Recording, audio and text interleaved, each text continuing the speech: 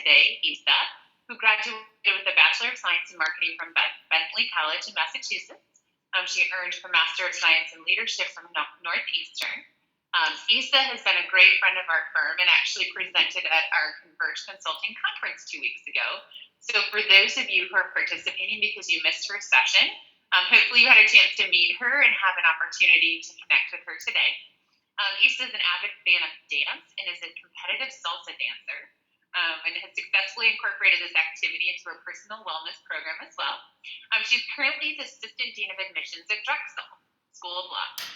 Isa's track record in the field of admissions speaks eloquently of her firm belief that education and its access ought to be level field and that every prospective student, regardless of race, social, or economic backgrounds, has potential to succeed if given the opportunity. We're delighted to have Isa today. She's a Myers-Briggs certified instructor and is here to provide some information on the test that you took. Thank you. Thanks, Anne. Well, it's so exciting to be here. And the thing that actually I'm even more excited about this webinar is normally we all do it remotely. So I usually would be doing this from Philadelphia, but I happen to be in the Converge headquarters today, and so it's so exciting to see where all the magic happens. So thanks so much for having me. And thanks to everybody for joining us. It's really exciting that you chose to come back and learn a little bit more about the MBTI if you heard about our conversations at the past Converge conference, and for those of you that just saw it on the webinar invite as well. So welcome. Here's the deal with the MBTI. There's so many things about it and so many wonderful things that to condense it into an hour is going to seem like a crazy feat, but we're going to try and do it. So I'm going to ask you guys to bear with me. I'm probably going to fast forward through a bunch of slides and really just stick to the meat and potatoes of the presentation. We had a little bit more time at the Converge conference, so I'm really going to do a very abbreviated version, but I do hope that you folks will get a sense of the MBTI. For those of you that filled out the assessments online and registered for this webinar, you should have already received your evaluations via email. If you didn't, you're welcome to contact me or the team at Converge, and we can try and figure out why it didn't make it your way, but that shouldn't be a problem, so just contact us afterwards if you don't have it. So again, let's get started, and if you wouldn't mind bearing with us, folks, if you have any questions, just write it down and hold it till the end so that we can really make it through the heart and soul of this presentation, and then leave time for your answers. So, and we are recording the webinar, and Isa will be providing us with the recorded version. We will also be sending that out as soon as it is complete. There we go. All right. Sure. So just to give you guys a background on how is this admissions person actually an MBTI certified professional? Well, over the years in admissions, I've worked my way up through assistant director and whatnot, and eventually ran my own shop. And as I started getting hired, and I would always get a job description that was very much admissions related, and then a little side note that says, oh, and you need to fix your staff as well. And so I said, in order to fix my staff, I think I really need to start with myself and understand who I am, what I bring to the table, what my strengths and my weaknesses are, because only then will I be able to help them navigate that same process. And so that's how I really got involved with the MBTI. Now, I also tend to collect fortune cookies because really good ones are actually few and far between. I got one actually a couple weeks ago heading over to the Converge conference that said, most fortune cookies don't have a fortune in it. And I got to tell you, that was probably the most accurate fortune I've ever gotten. However, this one really jumped out at me, and it said the road to success is always under construction. And I think self-awareness, self-assessment, and tools like the MBTI really help us with our journey of success, whether it's personal, professional, anything that helps us move forward with our own growth. So today, we're going to take a look at the MBTI and the types affiliated with it. We're going to review the results that you have. That's where I'm going to leave time for questions so that you guys can ask me any specifics you might have. We're not going to have time for activities today, but as I said, we're definitely going to have time for questions. I have a couple ground rules I want you guys to think about as you listen to our conversation and as we open up to questions later on. We're really going to learn a lot about ourselves and each other. So I ask you to really think about being open to learning about about other styles. You've all gotten your results, and so you know what style and preferences you are. I encourage you to listen to the other side, the other half of that dichotomy, and learn about them as well. As we open the conversation up to questions and comments later on, I just ask you to be respectful in engaging in those questions and in your comments. And I also encourage you folks to try new things related to the MBTI and personality type assessments when we leave this environment. And most of all, whether it's here at this webinar, when you leave today, wherever you might be, please do remember that there will be no type bashing whatsoever. Each type has its own strengths, and each type has its own pitfalls. So there's no good or bad types. They all come with positives and negatives. So what we're going to do today, as I had already said, is we're going to increase our own self-awareness and confirm self-perception. We're going to discover normal differences in people concerning energy source, information gathering, decision-making, and how we organize our life. We're going to appreciate and learn how to capitalize on each of our strengths and those of others, and we're also going to supplement and augment the areas that you might overlook or areas that don't come as easily to us. And then we're also going to apply what we learn, hopefully, as I encouraged you earlier, apply what we learn outside of this conversation in this webinar. And hopefully it's going to help us identify ways to use differences constructively. To achieve these objectives, we're going to use the MBTI Type Indicator, which you've all completed, and as I said, you have already received your results. And if you haven't, just give us a contact and we will get that to you. So how do I best describe the MBTI, the Myers-Briggs Type Indicator? Well, let's run an exercise to help you understand it better. Take a look at this chart. And I promise you this chart does have the numbers 1 through 54.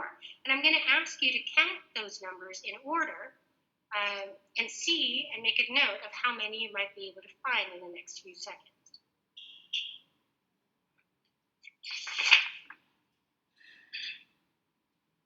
All right, so make a note of which number you might have stopped at and take a good look at this screen.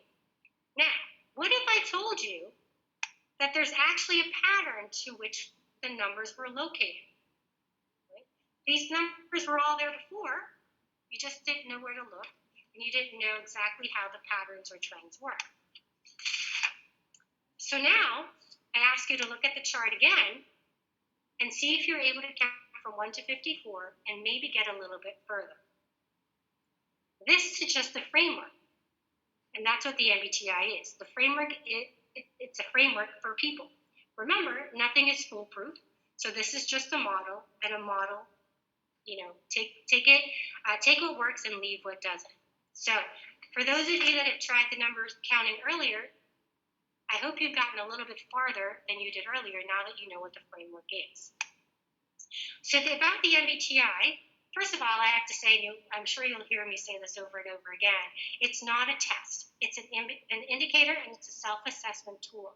It only looks at normal behavior and asks you to make a choice. You have to make a choice. It takes about 20 minutes to complete, and the reason for that is it wants you to really think about what your preferences are. Instead of really analyzing the question, it wants you to go with your gut instinct. So there are no right or wrong questions, right or wrong answers. You're going to answer it as you see fit and what works best for you. As I said earlier, there are no good or bad types. All of them are going to have natural strengths. All of them are also going to have their own blind spots and pitfalls. But the MBTI really gives you opportunity to increase your skills in communication and teamwork and in decision making. It's used by major companies and corporations. More than 2 million people worldwide take this assessment. It's translated into 30 different languages, and it's used in 70 different countries. It was actually based on the work of a Swiss psychologist, and it was developed by Catherine Briggs and her daughter, Isabel Briggs Myers. And believe it or not, although Catherine had always been interested in personalities and the work of Carl Jung, what really inspired her was when Isabel Briggs, her then daughter Isabel Briggs, brought soon-to-be fiance and husband Chief Myers home to meet the family. While she loved Chief very much, she soon understood and noticed that he did things a lot differently than the rest of her family, and she thought there must be a reason for that. And that's really what got her involved in the types and the personalities in Jung's theory. Now, Carl Jung believes that we have preferences that are innate. These are inborn predispositions. However, he also understands that these inborn sort of preferences, these predispositions, are impacted by our environment, and it's shaped by our family, our country, the education we receive. Basically, our environment is the X factor when it comes to our types and our preferences. So, what does inborn predisposition actually mean? Why don't you walk through this exercise with me? If you're at your desk, just take a pen and a piece of paper and write your name. Now I'm going to ask you to take that pen and put it in your non-dominant hand and write your name again. I bet you, and I'm looking at Anne because she's sitting here with me and trying to do this, and she's trying not to laugh out loud as she had to think about how to put the pen in her left hand. But I'm also looking over her piece of paper, and she wrote her name, Anne, and I can read both of them. It took her a little bit longer to write with her non-dominant hand, but she was able to do that. And that's exactly what inborn predispositions are. It means if no one's telling you how to do it, you're going to take your gut instinct, what's most comfortable for you. So I'm sure when I asked you to write your name, you picked up the pen with your dominant hand and without even thinking wrote your name. And then when I asked you to put it in your non-dominant hand, you actually had to think about, what does that mean exactly? You had to put some effort into it. You probably had to think about, how does this letter look, and write it that way, maybe do it a couple times over. But in the end, you were able to do it. So it really just shows that you have the opportunity to use both sides of those dichotomies, both sides of our inborn predisposition. It's just that one is going to come easier to you than the other, right? So today we're going to look at those four pairs of opposites, just like our right and left hands. We are always going to use both sides of each pair, but one is going to be our go-to, our natural preference. Now, Carl Jung believed that our preferences do not change over time, because we are hardwired that way. That's how we are born. However, what might change is the accuracy with which our preferences are identified. So you're going to see a scale when you look at your results, and you're going to see that you're going to fall somewhere within the spectrum of those dichotomies. It's not about putting you in a box or a label. It's about seeing where on that dichotomy you might fall with regard to that particular dichotomy.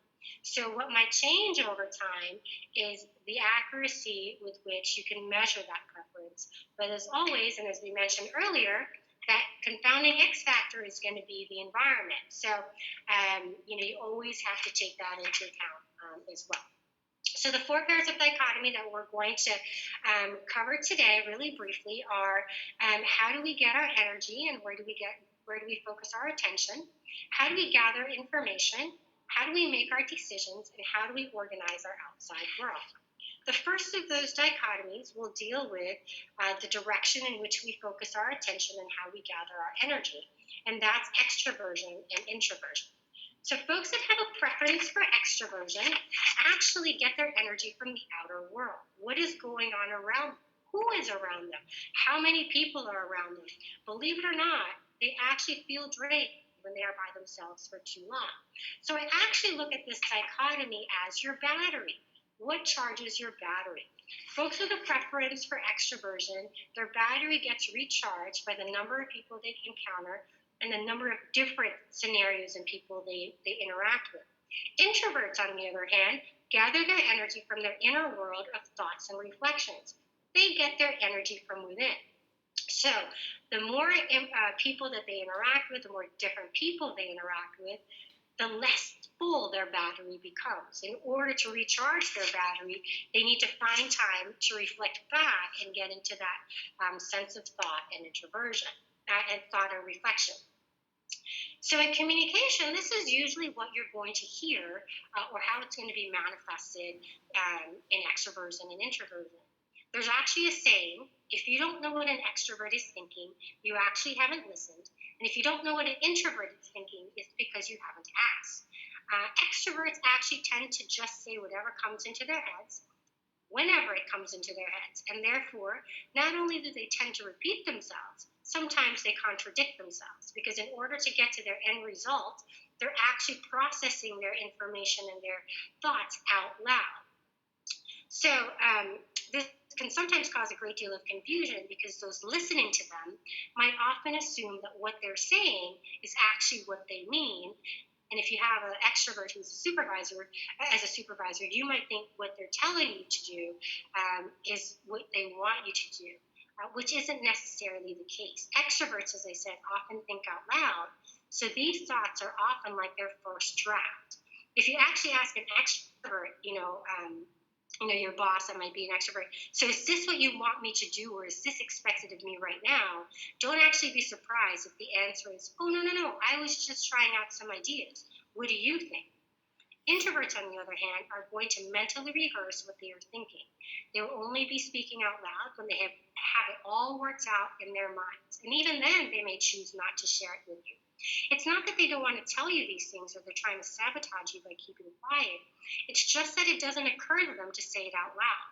That's why it's always important to ask an introvert what they're thinking, or ask them to engage in the conversation. But remember that it takes them some time to process their thoughts. So give them a few minutes to collect their thoughts before actually giving some time to respond. Right? Here are some words that you might want to take a look at for extraversion and introversion, in terms of how you might be able to identify them really quickly, right? And so we're going to move on to the next dichotomy, which is how we gather our information and the kind of information that we trust.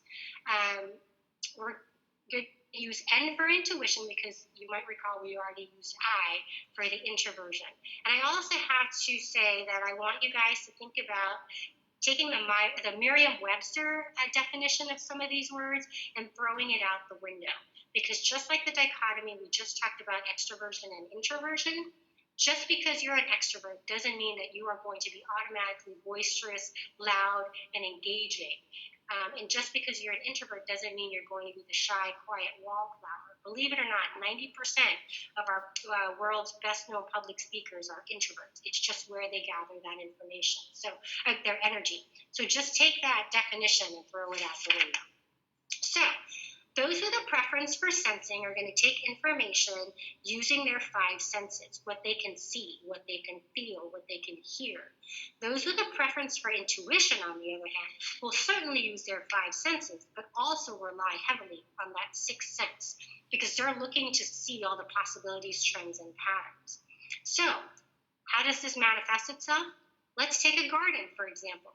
Someone with a preference for sensing is going to walk into the garden and be overwhelmed by the sight, the scent, the smell, and the feel of flowers, each and every individual flower, each and every individual tree, each and every individual animal. Someone with a preference for sensing is actually going to be able to hear the birds singing on the trees. They're going to notice the different types of animals that are running around. However, they may not, notice how large that garden is, or the form in which the flowers are taking, so that it presents itself into a butterfly. Someone with a preference for intuition will probably notice that the flowers are in the form of a butterfly first, without taking into consideration the many different types of flowers in that butterfly formation to make up the different colors and the shapes. Instead, they might also just look at the garden, see the vastness of the garden, and realize, I wonder what kind of medicinal plants are there. What other things can we do to make this garden bigger and better? So how does this manifest itself in communication? Well, sensors tend to notice and trust the facts, details, and only present realities. Again, things that they can see, feel, touch, taste. They tend to ask for step-by-step instructions and detailed clarifications on tasks and expectations. They're generally going to be the ones that are asking the how and the what questions, and they want you to answer them using precise descriptions. Sensors will want the detail, and they want you to do it in a practical and down-to-earth perspective.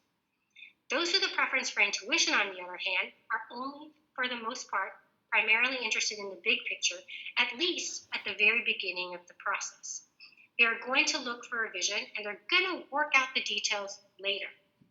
Right? So this is how we start with our information gathering, and they're going to look at the big picture first. They're going to come up with the possibilities, bigger and better ways to do things. It doesn't matter to the intuitive if it's not broke. They're going to fix it anyway because, again, there's got to be a better way to do this. They're always going to ask for the purpose of their action, and they're going to focus on the why. They're going to focus on long-term implications and the possibilities. So again, some words that might be associated with someone that has a preference for sensing and intuition. So again, sensors are going to look at what's happening here and now, and they're going to ask you to give them concrete factual examples. The intuitives are going to look at future possibilities, what could be, and all that might be able to happen because of it. So now we're going to take a look at our third dichotomy, which is the way in which we make our decisions. Those with a preference for thinking are actually going to make their decisions using impartial, impersonal, and objective analysis. They're going to actually take themselves out of the situation in order to make the decision. People who have a preference for feeling are going to make their decision with a person-centered, value-based approach, meaning they're going to put themselves into the situation in order to make a decision. Their decisions, they want to make sure that their decisions are going to create harmony, and they really want to focus on the impact that this decision is going to have on the people surrounding it. So, in its simplest form, the thinker is going to look at data and decide if it is true or false, and the feeler is going to look at data and decide if it is good or bad, beautiful or ugly. So again, how does this manifest itself in communication?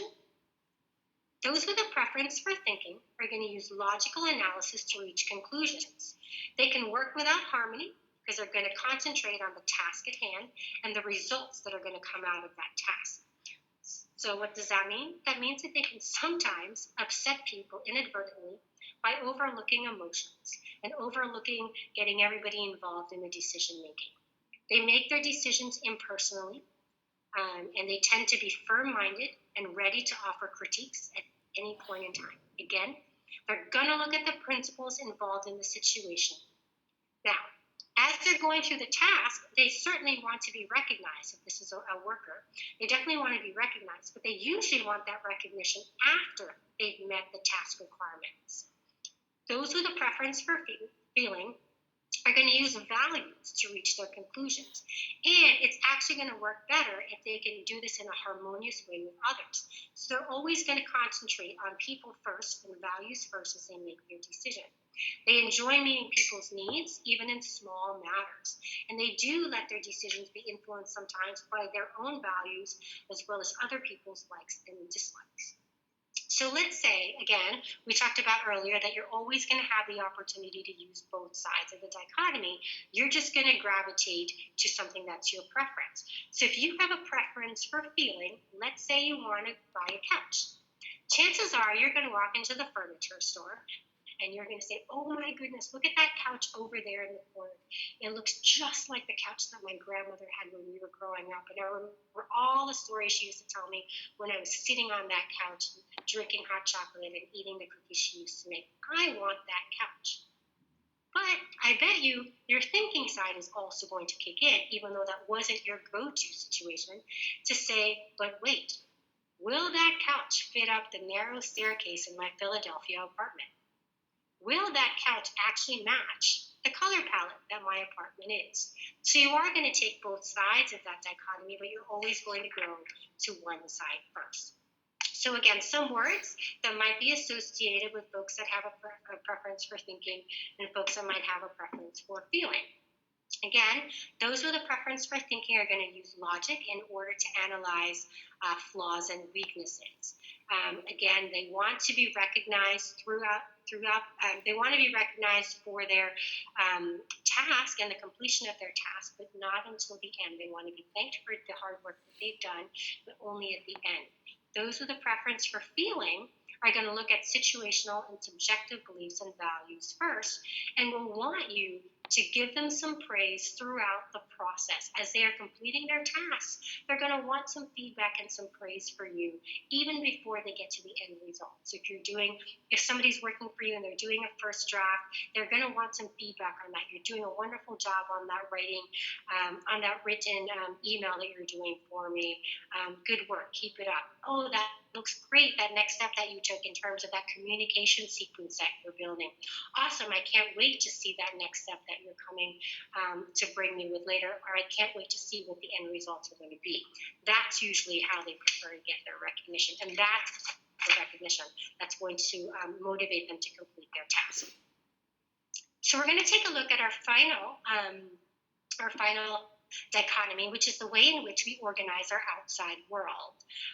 Those with a preference for judging or a preference for perceiving. And actually, I'm going to back up just a little bit to our previous dichotomy and again remind everyone to take that Merriam-Webster dictionary definition out the window because thinkers actually do have feelings and feelers actually do think.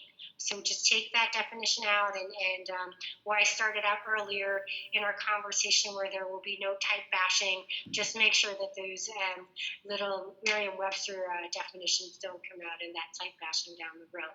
So moving forward, let's again take a look at our final dichotomy, which is the way in which we organize our outside world. Folks with a preference for judging actually want their external world to be organized and orderly. They look at the world, they look at the environment, and they see decisions that need to be made. They tend to become impatient with overly long descriptions and procedures. They want closure so that they can move on. Believe it or not, they actually can't move on until there is closure. So usually what you'll see or hear, what might be manifested in their actions is, hurry up, I want to make this decision so that I can move on to the next task that needs the decision as well. As a result, sometimes those with a preference for judging might make decisions a little prematurely. People with a preference for perceiving seek to experience their external world, not organize it. They're going to look at the world and they're going to see the options that need to be explored. So they tend to be more flexible and they adopt a more spontaneous approach to life. They want space, they want time to make their decisions. So how might you hear or see this? You're going to see this let's explore attitude. What other options are out there? Decisions at the last minute is usually what happens here with someone with a preference for perceiving. Many times they have to be pushed to actually make that decision.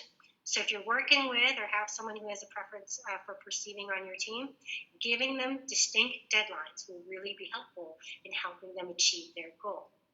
Now, just know that they will make their deadline, but it's usually going to mean a flurry of activity towards the end of as the deadline is approaching.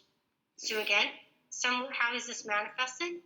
Folks with a preference for judging are very organized and they like to plan their work. Just do it already so that we can move on to the next task and I can actually check it off my list. They like to have a day planner and they like to carry out their work and their day-to-day activities in an orderly fashion. There's a place for everything, and everything should be in its place. They tend to get assignments and tasks done before the deadline because they set their own internal deadlines. If you're on time, you're late is actually a phrase that someone with a preference for judging will usually say. Those with a preference for judging actually hate surprises. Well, actually, they don't mind surprises as long as they can plan for it. But they have to have a plan. And they have to stick to it no matter what, which means they sometimes approach life with a bulldozer attitude. They're not easily sidetracked once they have a plan, and they just keep the task moving. Folks with a preference for perceiving like to go with the flow. Just like those with a preference for judging, they are known to make to-do lists as well. Again, not like the popular belief where those with a preference for perceiving won't have to-do lists. They will. But you'll likely find them on scraps of paper or a napkin, usually not in order, a couple written on the side, maybe on the corner in a variety of different colors. So they do have their own way of organizing their world. They're always looking for new information and options. As a result, they put off decision-making because there might be some last minute information that's going to come their way that's going to help them make a better decision in the future. They follow an event schedule, yes they do, but their event schedule is wait for everything to come together, because it's gonna, just trust me. And then at the right moment, towards the end of the deadline, you're going to see a flurry of activity as they make sure that they meet that deadline for you. For those with a preference for judging, this may seem very messy to you, but believe it or not, they know exactly when everything is due, they know where everything is, and they're always going to meet that deadline for you. Again, some words that might be affiliated with folks that have a preference for judging and perceiving. Those with a preference for judging, again, are going to come to conclusions really quickly. They're going to make decisions, move on, have closure. They're going to establish clear expectations and timelines. They're going to be punctual. They're going to be effective and efficient communicators, and they're going to want you to keep them posted as they're getting towards the deadline. Someone with a preference for perceiving, on the other hand, will constantly be seeking new information and exploring options. They're going to include a lot of data and ideas in their decision-making process, although the process of gathering all this information might actually keep them from making their decision. They're going to have a very flexible and spontaneous communication style, and happy to postpone decisions because, again, who knows what other information is going to come down their path to help them make a much more informed decision. So they usually feel boxed in if you decide that you need a decision immediately, and they really want some open-ended discussion. So make sure that if you're working with someone with a preference for perceiving, to give them some time to sort of see all their options before asking them to make a decision. Again, take that Merriam-Webster dictionary, throw it out the window, because someone with a preference for judging does not mean that they are judgmental, and someone with a preference for perceiving does not mean that they are particularly perceptive. These are just the definitions that Myers and Briggs thought would best represent these dichotomies. So what does this leave us with? It leaves us, again, with a preference on each of these dichotomies. We are always going to use both sides of the dichotomy, but one is always going to come easier for us. And so in order to make sure that we are able to best facilitate the people in and around us, it's usually helpful to understand how someone on the other side of our dichotomy actually functions, and it usually helps with the communication and flow as well. So through the Myers-Briggs, you're going to see that there are going to be 16 personality types that come out of these letter combinations. Each of them will have some similar traits, but each type, even though they're each ISTJ, each ISFJ, even within those particular types, will still have some differences. So again, for those of you that have their filled out the assessments, you should have gotten your results, and I emailed them to you last night. And there should be some explanations on the different types and the different dichotomies, also where you might fall on the spectrum of those different dichotomies. Again, as a gentle reminder, our type is actually not a measure of our intelligence.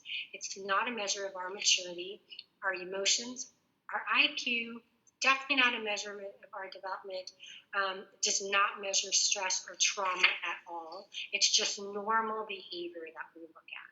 So again, just a gentle reminder that Myers-Briggs wanted all of us to look at these MBTI types so that we can become aware of our differences in others, and acknowledge the value of those differences, and as a result, practice new behaviors through seeking out others with different types than us, and again, incorporating those different perspectives into our own. So having said that, before I do a quick wrap up, I think we have plenty of time. Maybe we can open up some questions? Okay, let's do that. Great. So Isa, maybe a first question. First of all, thank you for that insightful introduction into Myers-Briggs. Talk to me a little bit about how you have used Myers-Briggs at your institution to better understand your team and to learn more about them. And feel free to type any questions into the question box. Absolutely. So again, when I started working with the Myers-Briggs, and I was actually certified in 2010, so I've been working with the Myers-Briggs for quite some time. And the first thing that I did was certainly understand what my type was and understand what my dichotomy preferences were, and try to sort of do some self-assessments on what did that mean? How does that manifest to others? How do others perceive that? And once I got a sense of that, then I started to learn the opposite of my dichotomy, so that I could see how I could be really making someone uncomfortable, or how I could really be aggravating someone in how I give decisions. So just to give you a real life example, and my second in command, my associate director, laughs at this all the time because she is my sort of my go-to example, because she and I could not be farthest apart on the dichotomy scale. We are complete opposites of each other, and yet we work really well together. So what I'll try and do really quickly is show how our differences could really affect each other, but how through our understanding we've really we've been able to work really closely together. So again, I'm actually an extrovert, and I'm a very strong extrovert. I'm not in the middle at all. And she is not a middle ground introvert either. So we will go, however, into a presentation, and to anybody from the outside looking in, they will see the same exact amount of energy, the same amount of exuberance, the same amount of interaction with the crowd. And so one might think that she actually is an extrovert like myself, but she is not. The difference is, and anyone who's a fly on the wall might notice this, is when we get ready for presentations, I will take the 5 minutes before every presentation to go into the room, introduce myself to the people that are in the room, get to know them a little bit, really engage and get energized by their own energy and their own passions. And then I can go on and give a great presentation. She, on the other hand, is an introvert, so she will take the 5 minutes before her presentation to shut her office door, get her thoughts together, figure out how she's going to open her presentation and move forward, and then she'll come out and straight away begin her presentation. So it's really how we gather our energy.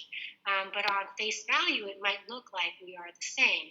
And so it's been really helpful for us to understand that, because I would go into her office before we were ready to present and get energy from her, whereas all she wanted me to do was to leave her alone for 5 minutes so that she could get her energy together so we could give an awesome presentation. So it's little things like that now we understand. And so now I'm like, she's not trying to shut me out. She needs the 5 minutes. And so that's something that's valuable as well. The biggest actually friction that you'll see in the workforce will be with the mental functions, and those are the 2 letters in the middle, how we make our decisions and the type of information that we trust. So what you might see, for example, with someone who has a preference for sensing and the type of information that they receive, is they want you to give them detailed, specific instructions. So again, I'm going to use myself and my associate director as well. When I first started working at Drexel, I thought, wouldn't it be nice if we had a breakfast for our team? So I said to my associate director, go get us breakfast for tomorrow morning. We'll have a lovely breakfast, a great way to get to know each other. She says, no, what do you want for breakfast? And I said, well, I don't know, bagels and stuff, breakfast food. And she was like, okay. Mind you, we did not know each other very well at the time, and she wanted to make a good impression on her new boss. So off she goes and she gets breakfast, and the next morning we show up, and I see bagels on a tray, and I'm really excited. And then I said, where's the cream cheese? And she said, well, you said bagels. And I said, and stuff. The and stuff part. I see, again, as someone with a preference for intuition, I see the big picture.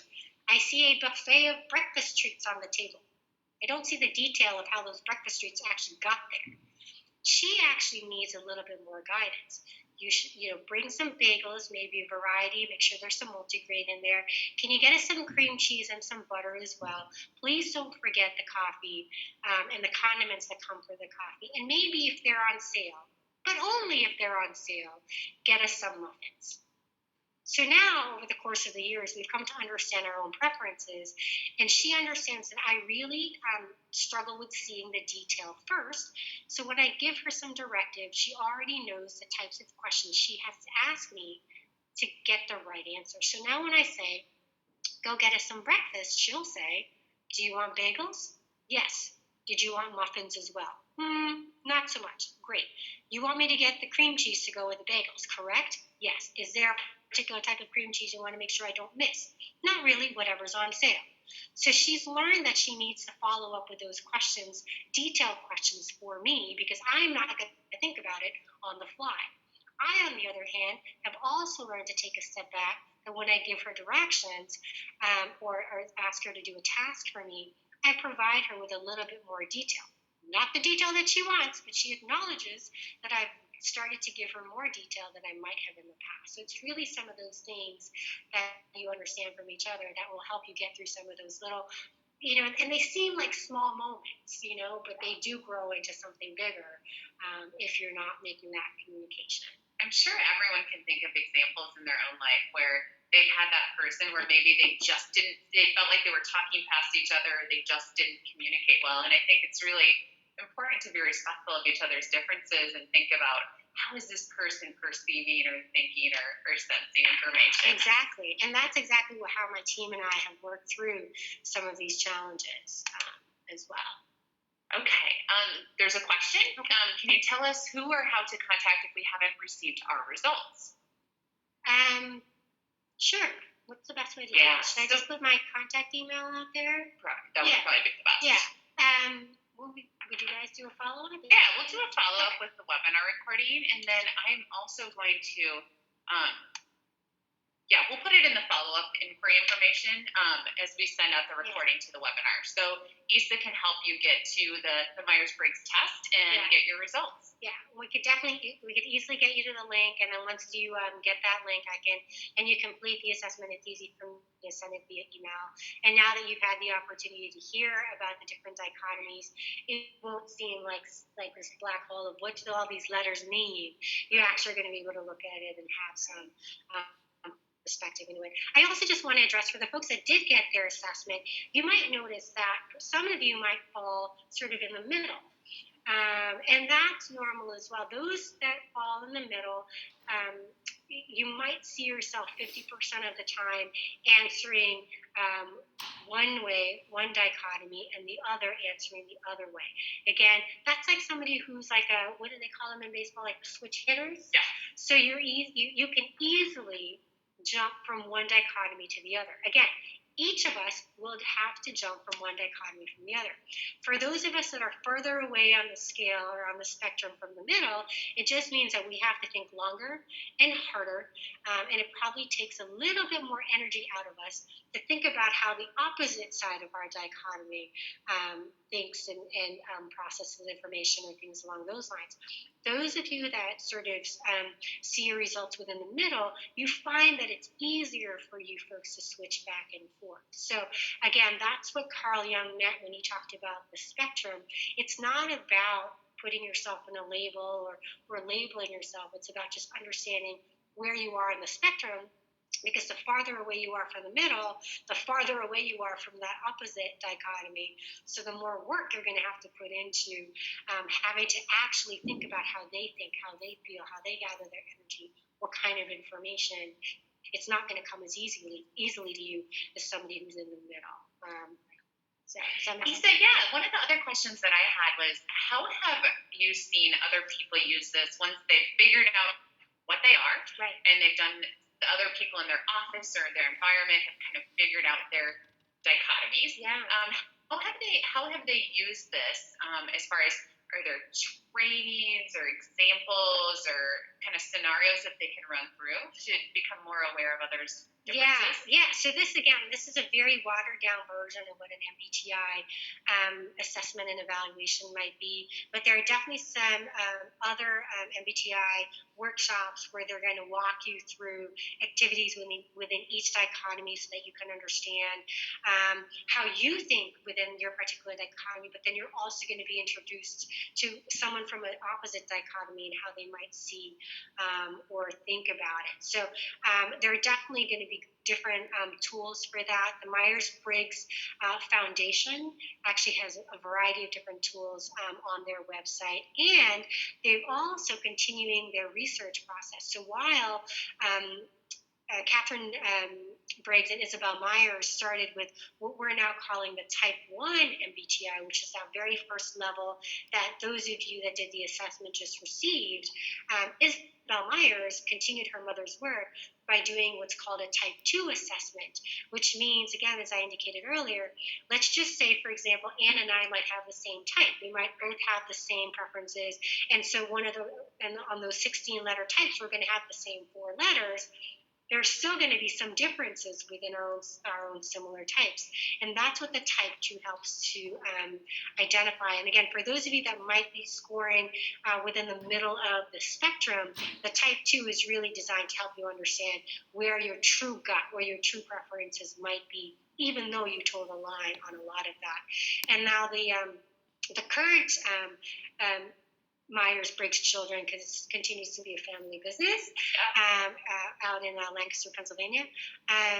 The third iteration of this is the Type 3, and that is now being designed and geared towards one-on-one interaction. So it's really more about how am I going to coach myself and move forward. So it's really a lot of different processes. Yeah, I can just see tremendous value in this as you look at, as marketers and admissions people, really gaining consensus. There's so many people that you need to oftentimes influence, educate, help understand what you're trying to achieve. And I think as we look at the marketing role specifically, becoming much more important for those people to be consensus builders. Yeah. I think understanding these differences is incredibly important. Yeah, and it's actually going to help you and I know some people struggle with this word, sell your product, even if it is an education product, with either internal or external clients. So, for example, I know that my boss makes decisions using logic. He has a preference for thinking. I, on the other hand, have a preference for feeling. I always look at values and how people are feeling. If I were to approach him and say, hey, I know this great firm Converge, they can really help us. They're super warm and fuzzy. Their space is really great. I really like them, and I think that they're going to help us with our marketing communication sequence. He's going to look at me and probably say, I am not convinced. So I have to harness the other side of my dichotomy, my non-preferential dichotomy, when I talk to him and say, listen, I know this firm in Cedar Rapids, they're really well established within the higher ed marketing, inbound marketing in particular, because I think that's where our team needs a little bit more help. Here are the number of clients that they've worked with. Here's what they've done with their clients. In addition, I've actually been to their home in Cedar Rapids, and I kind of think it's warm and fuzzy, kind of like Drexel. So I'm not leaving out what's valuable to me. I just didn't lead with it. I led with what's valuable to him. And he's much more likely then to say, put them on a conference call, bring them out here, whatever it might be, because I led with something that's valuable to him. So I think it's really something to think about. And even as we talk about, I think we did this at the Converge conference, you talk about writing personas. You're automatically going to write like you. How you think, how you feel, what's valuable to you, especially as someone that has preference for feeling. So now you have to take that role, and I have to write for someone who values logic and numbers and data. Right? So I have to take a step back and go, this isn't going to be a 5-minute step. I'm going to take a little bit more time. It's going to give me more, it's going to take more energy. So I might do that tomorrow morning when I'm more energized, because it's not going to come easy. So it's going to help you identify some of those things as well. Absolutely. Great. We'll end with one last question. If anyone has other questions, feel free to jump in with those or follow up. But you talked a little bit about using the dichotomies internally with your boss and with other people that you work with. What about externally? Do you have an example of using that as you're out talking on campuses about, the wonderful Drexel Law program? Is there a specific example that comes to mind? Yeah. So again, this is only what I do on the side, right? My full-time day job is Dean of Admissions, and so I am on the road all the time, and I'm meeting with students, and I'm meeting with parents, and yes, believe it or not, in the law school world, we still deal with parents as well. And chances are, believe it or not, they're not going to have the same type. So you're going to be looking at a family, and the student is going to really be looking at the school. They're going to fall in love with the school because as they make their decisions, maybe they have a preference for feeling. It's about the warm and fuzzy. They want to belong. They want to do, they see themselves there. The parent, on the other hand, has a preference for thinking, and they're looking at the bottom line. Is my son or daughter going to get a job? How much debt are they going to get when they graduate? How long before they get the job before they can pay off that debt? What kind of resources do they have in order to be successful? And so, again, looking at my own preferences, naturally gravitate to the student who has a preference for feeling because I have a preference for feeling. So he or she and I are going to bond. We're going to talk about all the wonderful warm and fuzzies. She's going to feel wonderful. And now the parent is not sold on the school at all. So now, again, I have to take a step back and harness the other side of me and think about how do I talk about logically and analytically, putting into numbers the value proposition for the parent. So understanding that the two people sitting in front of me might also have different preferences. So if I'm trying to sell them both, because it's a joint purchase now, like parents and students, I'm going to have to be able to address both of them and not just go with the person that I have the strong preference with, because they're going to relate to me. Does that make sense? Yeah, that absolutely makes sense. I think that's a great example as you think about different decision-making styles and how people process information. So I think it's really valuable. So, and I'll just end on this one note as well. And again, we'll send a follow-up so you folks will always have my email and we can continue this conversation. But for those of you that have an opportunity to manage a team and watch them grow, understanding that they're going to have roles within they're going to have duties within their respective titles and roles that are not going to be their preferential side. You as a manager need to make sure that you're giving them something that's within their preference so that they don't get burnt out. So again, my assistant is the same as me. We're both intuitives, big picture. She doesn't do the detail. She was actually with me at Converge, and I sent her an email, and she looked at me and she said, I realize that when I get an email from you, I automatically have to harness my non-preferential side and look at the detail because you've missed all of that.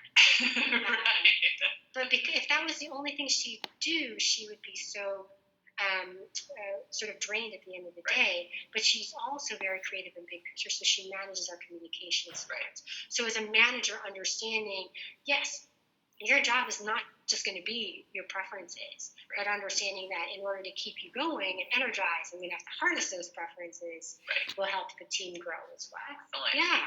Great. Isa, this has been so delightful. Thank you so much for sharing this information with us today and being here in our office.